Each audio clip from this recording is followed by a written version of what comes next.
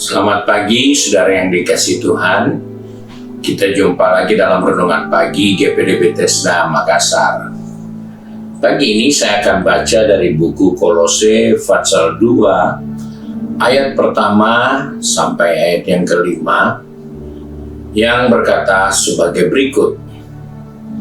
Karena aku mau supaya kamu tahu betapa beratnya perjuangan yang kulakukan untuk kamu dan untuk mereka yang di Laodikia dan untuk semuanya yang belum mengenal aku pribadi, supaya hati mereka terhibur dan mereka bersatu dalam kasih, sehingga mereka memperoleh segala kekayaan dan keyakinan dan pengertian dan mengenal rahasia Allah, yaitu Kristus. Sebab di dalam Dialah tersembunyi segala harta, hikmat, dan pengetahuan. Hal ini kukatakan supaya jangan ada yang memperdaya kamu dengan kata-kata yang indah. Sebab meskipun aku sendiri tidak ada di antara kamu, tetapi dalam roh aku bersama-sama dengan kamu, dan aku melihat dengan sukacita tertib hidupmu dan keteguhan imanmu dalam Kristus. Puji Tuhan, kita menjumpai suatu nasihat firman Tuhan dari seorang rasul kepada anak-anak Tuhan, orang-orang percaya, untuk ada dalam suatu keadaan yang cukup waspada. Karena kita yang sudah ada di dalam Kristus, maka kita harus paham di dalam Dia ada banyak harta, hikmat, dan pengetahuan yang sampai hari ini tidak akan pernah habis. Sekalipun kita sudah mengerti ataupun sudah kita miliki harta itu, pengetahuan itu kita sudah tahu, tetapi itu tidak akan pernah berkurang sedikit pun di dalam Dia.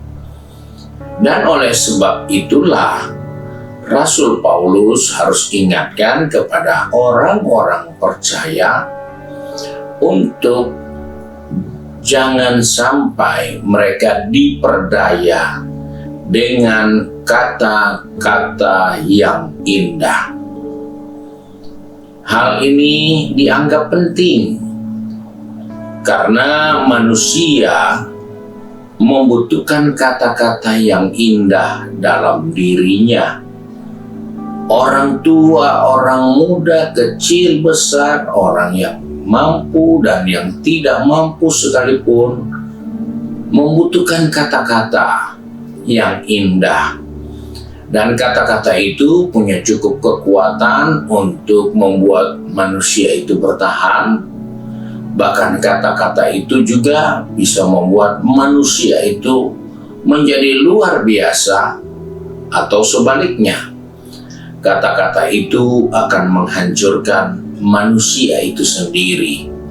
Nah, oleh sebab itu di sini kita menjumpai nasihat firman Tuhan supaya kita sebagai orang percaya harus waspada terhadap kata-kata yang kita dengar dalam diri kita, karena kata-kata itu bisa memperdaya kita. Dan dalam hal inilah kita perlu tahu bahwa kata-kata yang kita dengar itu harus membuat kita makin kuat, makin teguh di dalam Tuhan. Kita akan menerima berbagai-bagai kata-kata. Ada yang menyenangkan, ada yang tidak menyenangkan, ada yang membangun, ada yang meruntuhkan kita, ada yang menyesatkan kita, ada yang membuat kita sendiri sakit dengan kata-kata yang kita dengar. Dan oleh sebab itu, kita perlu waspada karena kata-kata yang memperdaya kita itu banyak di sekitar kita. Supaya jangan ada yang memperdaya kamu dengan kata-kata yang indah. Seringkali ada banyak orang berbicara dengan baik, indah, mengangkat, memuji, membanggakan, tetapi kemudian dia menjatuhkan dan menghancurkan orang lain. Hal-hal inilah yang ada di sekitar kita. Sebab itu, sebagai orang percaya, kalau kita tidak waspada, maka kita diperdaya dengan kata-kata sama seperti leluhur kita, Hawa, yang diperdaya dengan kata-kata dari iblis melalui setan, melalui ular, sehingga Hawa jatuh dalam dosa. Kata-kata mudah memperdaya kehidupan kita. Kata-kata mudah merusak dan menghancurkan iman kita kepada Tuhan.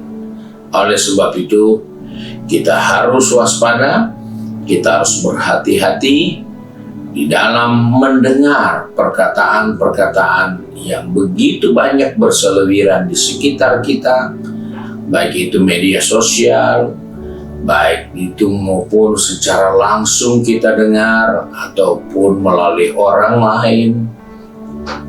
Itu berbahaya jika kita tidak waspada, karena ada banyak kata-kata yang sangat membahayakan dan merugikan kehidupan rohani kita. Sebab itu Paulus katakan, "Aku ingatkan kamu supaya jangan ada orang yang memperdaya kamu dengan kata-kata yang indah, sehingga semua tujuan yang kita telah persiapkan untuk terus ada di dalam Dia, bertahan di dalam Dia, itu semua hanyut karena kata-kata." Puji Tuhan, kiranya Tuhan menolong kita untuk dapat menyaring semua kata-kata, semua arahan, semua sikap dalam bentuk kata-kata yang manis harus kita waspadai, supaya kita tidak merusak kehidupan rohani kita sendiri.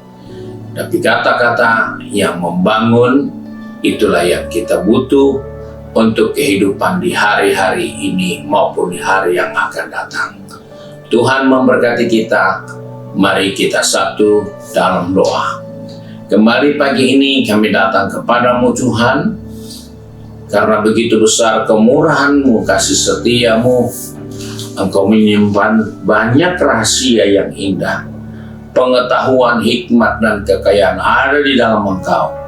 Sebab itu Tuhan, tolong kami agar kami berusaha untuk tidak mudah diperdaya dengan berbagai-bagai kata-kata yang manis, berbagai-bagai kata-kata yang seringkali menjebak kami, kata-kata yang seringkali menghilangkan damai sejahtera kami, bahkan kata-kata yang tidak membangun kehidupan ini.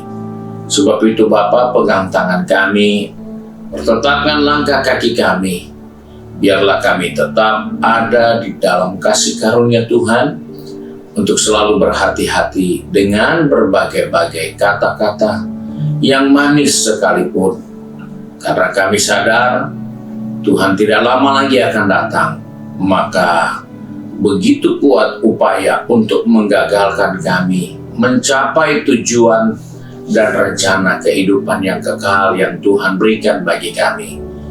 Engkau tolong anak-anak-Mu yang sudah pergi bekerja, anak-anak-Mu yang sudah berbisnis, studi, maupun yang sudah sibuk dengan kegiatan di rumah masing-masing.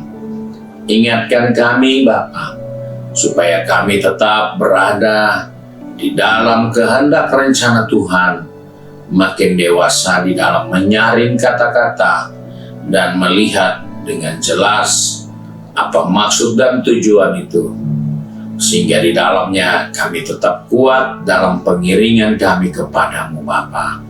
Terima kasih ya Tuhan, kami bersyukur dan berdoa di dalam nama Tuhan Yesus Kristus. Haleluya, amin. Puji Tuhan, Tuhan Yesus memberkati kita dan selamat pagi.